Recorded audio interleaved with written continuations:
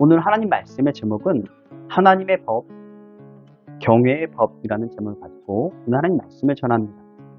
잠언서 3장 이 말씀은 하나님을 경외하는 법에 대해서 얘기하고 있습니다. 하나님의 법전, 성경, 잊어버리지 말라. 하나님 말씀을 잊어버리지 말라라고 얘기하죠.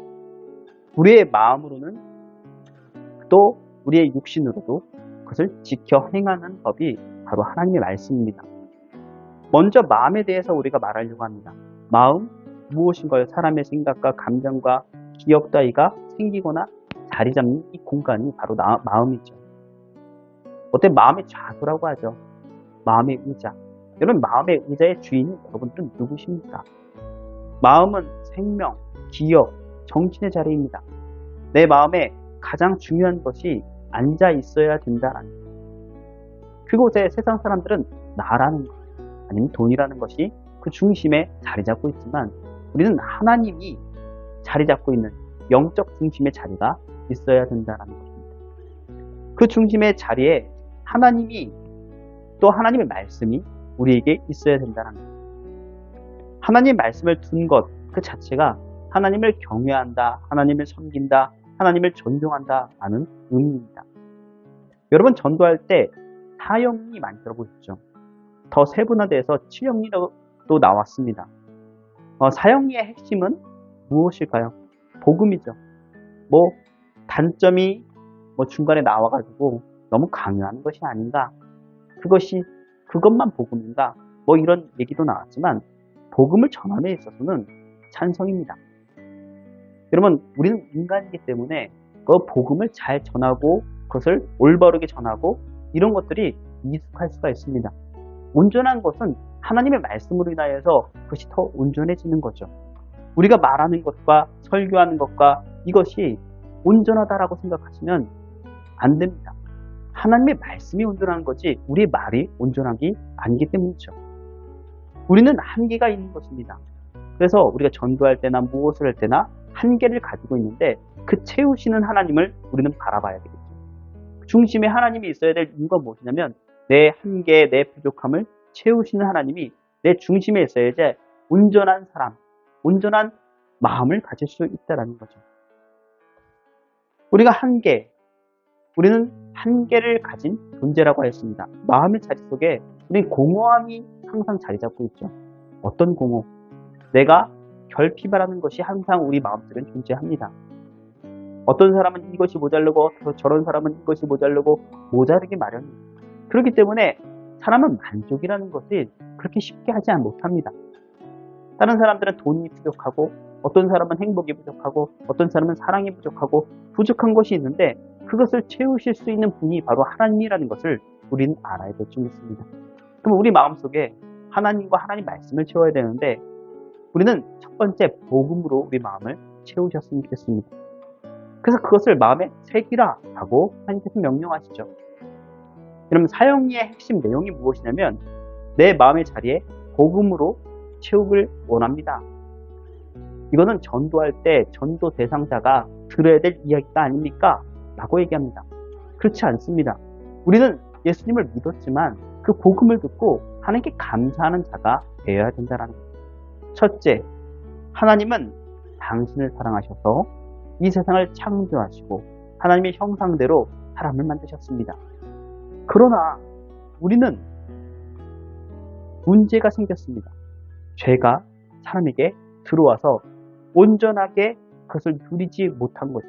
하나님이 주신 복, 하나님과 가까이 하는, 하나님과 떨어지지 않고 항상 함께하는 그 복을 온전히 누리지 못하고 떨어져 버리고 절단되어 버렸습니다. 모든 인간은 죄인이 되었기 때문이죠. 모두가 죄인인 이 상황에서 자신의 죄를 스스로 구원할 수 있는 자는 아무도 없었습니다. 당신이 죄를 구원할 수 있다. 내가 죄를 구원할 수 있다. 의인이 아니면 가능치 않은 일이었습니다. 이 죄를 어떻게 해결할 수 있겠습니까? 인간은 그냥 죽어 마땅한 존재가 되었습니다. 희망이 없죠.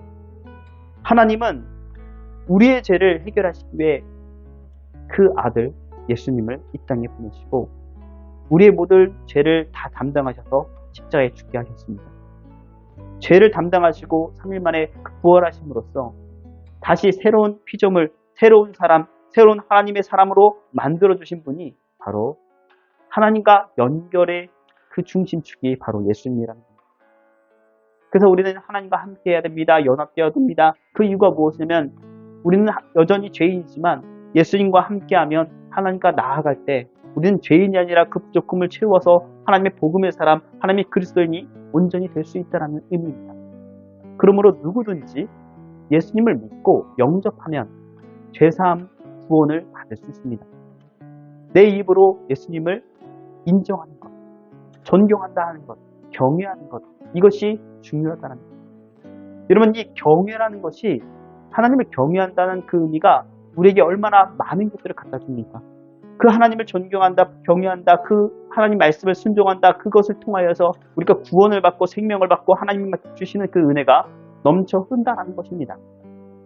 영접한다는 것, 내가 죄인임을 인정하고 예수님이 나를 위해서 죽으셨다는 것을 인정하는 것이며 부활하신 것을 우리가 인정하고 믿는 것입니다. 하나님은, 예수님은 하나님이시다. 이 복음이 여러분 마음속에 새겨졌습니까? 그러면 이 사용일을 통하여서 복음을 내 마음속에 새겼다면 성경은 무엇이라고 말할까요? 성경은 마음 속에서 하나님의 복음, 그것을 전달해 줍니다. 그럼 사도 바울은 자신을 가르쳐 곤고한 사람, 오라 나는 곤고한 사람이다. 로마서 7장 24절 말씀, 오라 나는 곤고한 사람이다. 이 사망의 몸에서 나를 누가 건져? 누가 나를 건져낼 수 있을까요? 이 곤고한 그 말은 무엇이냐면 탈라이 프로스라는 언어입니다. 뭐냐면 육체적으로나 정신적으로 환경으로나 완전히 절망적인 상태, 비참하고 고통스러운 상태를 얘기하죠. 이 상황에서 내가 어떻게 그것을 이겨나갈 수 있을까요? 어떤 의미에서는 인간에게 찾아온 절대적인 어떤 우울증이라고 생각하시면 됩니다. 그 우울증에서 벗어날 수 있는, 스스로 벗어날 수 있는 사람은 없겠죠. 여러분, 육체적으로, 정신적으로, 환경적으로 비참하고 고통스러운 그 상태 속에서 내가 앞으로 나아갈 수 있는 그 힘은 무엇이 있을까요? 모든 인간은 죄인이라 죄에 맞설 힘도 없고 늘 범죄하고 육신은 또 약해서 질병에 시달리고 환경에 극복할 능력이 없는 존재라는 뜻입니다. 특히 그리스도인은 무엇과 싸워야 돼요? 하나님의 법과 그 죄의 법과 싸우는 전쟁 같은 삶을 살아야 됩니다. 이 세상 사람보다 더 치열하게 비참한 삶을 사는 것이 그리스도인이라는 겁니다. 그럼 여기까지만 보면 세상 사람보다 더 절망적인 삶 아닙니까? 그러나 이어지는 바울의 고백을 보면 희망이 가득 차 있습니다. 이 세상 사람보다 절망적인 것 같은데 희망이 있다. 그것이 무엇이냐면 로마서 7장 25절 말씀이라는 거예요. 우리 주 예수 그리스도로 말미암아 하나님께 감사하리로다.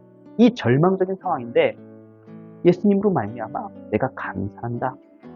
그런즉 내가 내 자신의 마음으로는 하나님의 법을, 육신으로는 죄의 법을 섬기노라. 하나님께 감사하는데 그런 한계를 내가 거치고 있습니다. 바로 늘 죄의 법과 패배에서 포로가 되어 있지만 그 포로에서 벗어날 수 있는 길을 말하고 있습니다. 예수님이 우리의 해결책이라는 거죠.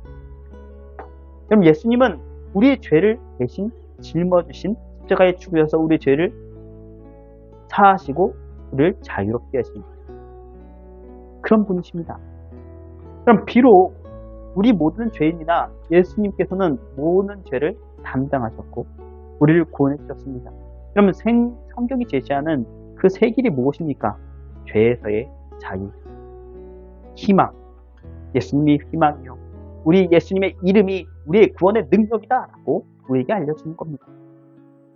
그러므로 우리는 예수님께 감사해야 되겠죠.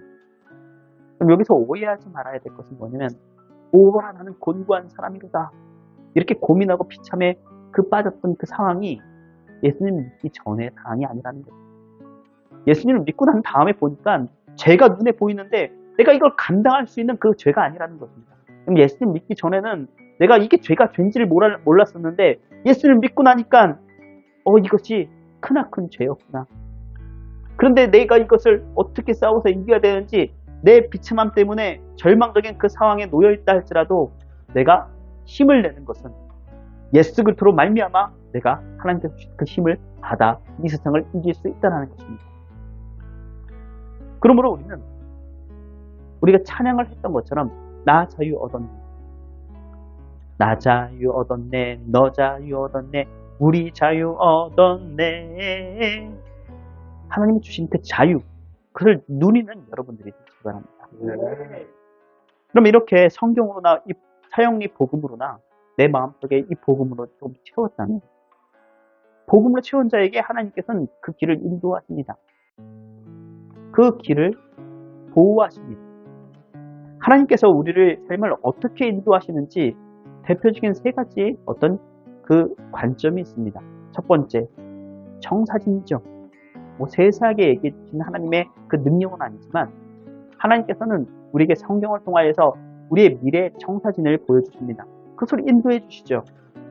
하나님께서 우리의 인생에 향하여서 이미 정하신 그러한 청사진이 있는데 그 길로 따라와라. 여러분, 성경에서 요셉은 어떠한 길로 갔나요? 그 어렸을 때부터 부모를 떠나 그 험악한 그러한 애굽에 와서 힘들고 어려운 일을 다 겪었지만 그 청사진은 무엇입니까? 그 마지막 끝에 요셉으로 인하여서 이스라엘 백성들이 살아남고 가문에서 또 나중에 그것이 430년이 되었을 때 하나님께서 말씀하신 출애굽의 사건의 주인공이 되는 그러한 역할을 맡아주실 겁니다. 하나님의 주시는 그 역사하심에 들어갔다는 거죠. 우리는 그 방향에 인도하는 대로 따라가는 자가 되었으면 했습니다. 각자의 인생에 대한 단 한 가지 완벽한 계획을 가지고 계신 하나님을 믿으면서 말이죠. 그러면 이런 관점은 하나님이 인도하신다, 나를 이끌어 주신다라는 그 믿음이 없으면 그것을 맡길 수 없습니다. 하나님께 맡기고 우리가 나아간다는 거죠. 두 번째, 지혜를 통한 인도하심이라는 관점이 있습니다.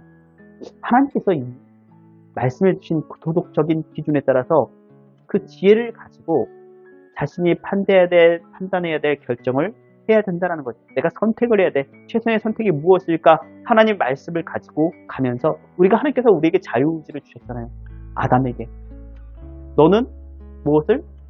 선악과를 따먹을 수 있는 자유. 따먹지 않을 수 있는 자유. 그런데 너는 무엇을 선택해야 된다? 하나님을 선택해야 된다. 하나님의 선택한 그런 것을 얘기해줬지만 거기에 로봇과 같지 않지 않고 그 선택권을 누구에게? 우리에게 주신 겁니다. 원래는 넌 먹지 마. 그건 필요 없어. 라고 하면 그냥 끝나는 건데 우리를 배려하셔서 우리의 자유의지를 주신 이유이죠.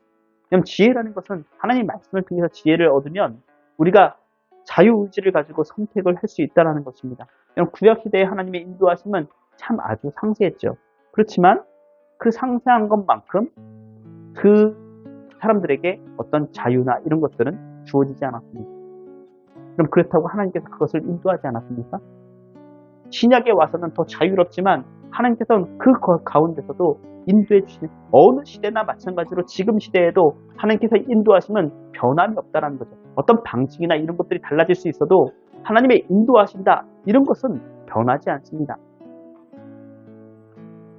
그러면 이렇게 청사진이나 지혜를 통하여서 우리가 하나님과 함께하는 것, 그 복음을 내 마음속에 채우는 것으로는 조금 놓치는 부분이 있습니다. 그것이 무엇이냐면 지혜를 가지고 그 다음에 또 청사진을 가지고 간다는 것은 멀리는 또 하나님을 우리가 보는 것 같아요. 가까이 나와 함께 하시는 그 하나님을 느끼지 못할 수도 있을 것 같습니다.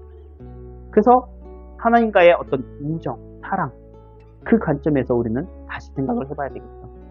하나님은 우리와 동행하시는 그 친구처럼 모든 선택을 어떻게 해야 되느냐?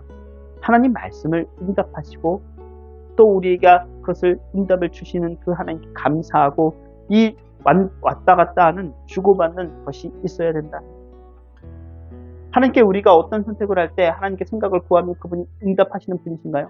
당연합니다. 내 지혜로 선택한다 할지라도 하나님 이것이 가능합니까? 가능치 않습니까? 이것을 물을 수 있는 자가 바로 하나님의 사람이라는 거예요. 그럼 다윗이 그랬습니다. 다윗이 전쟁에 능한 사람이죠. 근데 전쟁에 할 때 무엇이라고 하니 하나님 갈까요 말까요? 앞으로 갈까요? 아니면 가지 말까요? 이번엔 가래. 갔어요. 근데 두 번째 얘기하니까 또 똑같은 방법으로 하면 될 것 같은데 가지 말고 기다리래요. 다윗도 그렇게 전쟁에 능한 사람이었지만 물어보는 사람 누구에게? 하나님께. 여호수아는 묻지 않아서 이방인 한족을 받아들이게 되었어요. 약속은 약속이니까. 하나님의 말씀이 절대적인데 그것을 어긴 꼴이 되었습니다. 이렇게 하나님께서 주시는 그 은혜는 우리와 항상 함께 있는 그 우정, 어떤 의미에서 우정도 되고 우정이 무엇인가? 항상 그 친구와 함께 있고 싶고 그 친구와 의논하고 싶으며 다른 것들에 대해서 우리가 항상 함께 있고 싶은 것이 우정이잖아요. 하나님과 함께 있고 싶고 하나님과 함께 모든 것을 해결하고 이 세상에서 어떤 것을 할 때 물어보며 의논하며 나아갈 수 있는 자가 바로 그리스도인이다. 하나님이 우리에게 희망을 주시는 것이 그것이 있습니다. 멀리 있는 하나님이 아니라 가까이 있는 하나님. 그래서 우리가 하나님의 법을 내 마음속에 새기고 하나님의 인도함을 받는 오산세계 그리스도의 성도들이 다 되시기 바랍니다. 아멘. 기도하겠습니다.